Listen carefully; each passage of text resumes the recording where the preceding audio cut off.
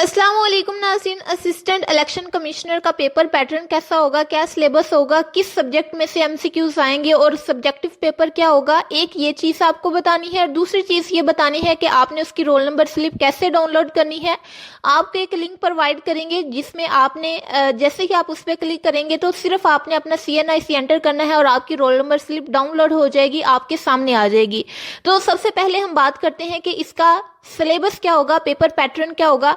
तो नाज़रीन, ये जो स्लाइड है इसके ऊपर ऑफिशियल अनाउंसमेंट है, आप इसको खुद भी पढ़ सकते हैं। मैं आपको एक दफा पढ़ के बता देती हूँ। It's a syllabus for the post of assistant election commissioner, syllabus for MCQs based test और सिलेबस फॉर रिटन एग्जामिनेशन। यानी इसका रिटन एग्जाम भी होगा और इसके MCQs बेस्ड भी टेस्ट होंगे।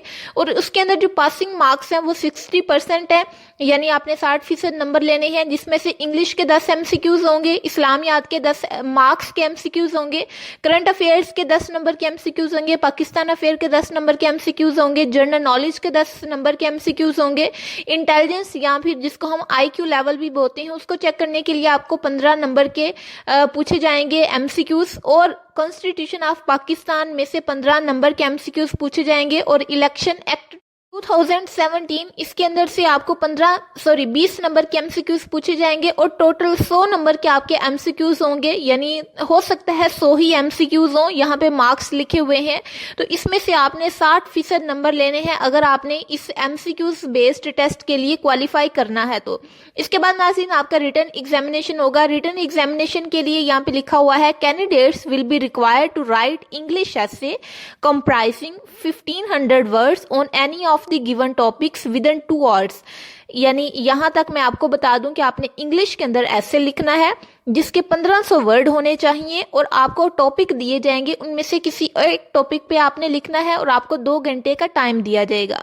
ये आगे इन्होंने लिखा हुआ है 10 topics will be provided in the paper, यानी आपको 10 जो टॉपिक्स हैं वो दिए जाएंगे, उनमें से एक टॉपिक पे आपने ऐसे लिखना होगा। के बाद नाज़रीन आगे वाली लाइन बहुत ही इंपॉर्टेंट है, बहुत सारे कैंडिडेट इसको इग्नोर करते हैं, लेकिन यही चीज़ है जो आपके रिटन एग्जामिनेशन में चेक की जाती है।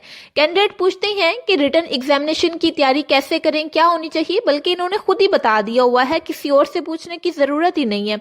Candidates are expected to reflect comprehensive research based knowledge, यानी आपने कॉम्प्रीहेंसिव और रिसर्च बेस्ड नॉलेज देना है। अब कॉम्प्रीहेंसिव का मतलब आपको पता होना चाहिए, और दूसरे का तो आपको ऑलरेडी पता है कि आपने रिसर्च की हो टॉपिक्स के ऊपर, तो वो आपने नॉलेज लिखना है, किसी भी चीज़ का रट्टा लगाया हुआ नहीं लिखना। Candidates articulation, expression and style of English essay writing will also be examined। यानी ये 1-2 लाइन के अंदर उन्होंने पूरी की पूरी आउटलाइन बता दी है कि किस तरीके से आपने अपना एसे लिखना है।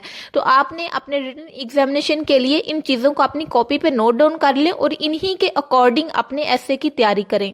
फॉर एग्जाम्पल नाज़रीन आपको एक छोटी सी एग्जाम्पल दे के बता दिया जाता है। एक आपके पास एसे है, उसका टॉपिक है जेंडर इक्वालिटी, तो आपने वो टॉपिक लिखना है। तो आप कहते हैं जेंडर इक्वालिटी, हाँ भाई ठीक है, मर्द औरत एक ही तरह की इक्वल अपॉर्चुनिटीज रखते हैं, इक्वल अपॉर्चुनिटीज उनके साथ होनी चाहिए, एक तरह के हकूक होने चाहिए, एक तरह की जिम्मेदारियां होनी चाहिए, ये हमारे पास जेंडर इक्वालिटी है।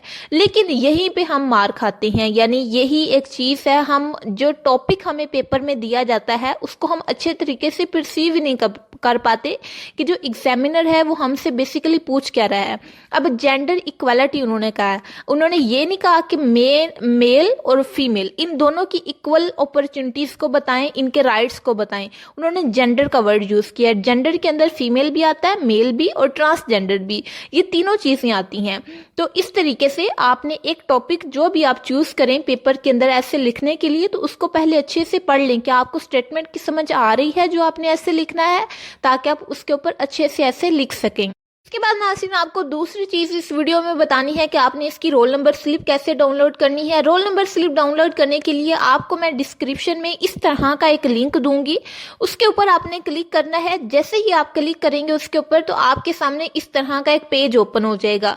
यहाँ पे आपने अपना CNIC एंटर करना है। जैसे ही आप अपना CNIC एंटर करके सर्च के ऊपर क्लिक करेंगे तो आपके सामने आपकी रोल नंबर स्लिप आ जाएगी। आपने उसको डाउनलोड कर लेना है, अच्छे से उसके ऊपर اوپر جو انسٹرکشنز لکھی ہوں گی ان کو آپ نے پڑھنا ہے. اور اگر آپ کو کسی چیز کے اندر کنفیوژن ہو, یعنی roll number slip download نہیں ہو رہی, یا پھر آپ کو پیپر پیٹرن کے اندر کوئی ڈیفیکلٹی آ رہی ہے سمجھنے میں, یا پھر آپ کو کسی ایک سبجیکٹ کے MCQs چاہیے, اس کا مٹیریل چاہیے, یا پھر آپ کو کسی بھی چیز کے اوپر گائیڈنس چاہیے, تو آپ اس کو کمنٹ کر سکتے ہیں. آئی ہوپ سو کہ آپ کو اس کمنٹ کا آنسر ملے گا.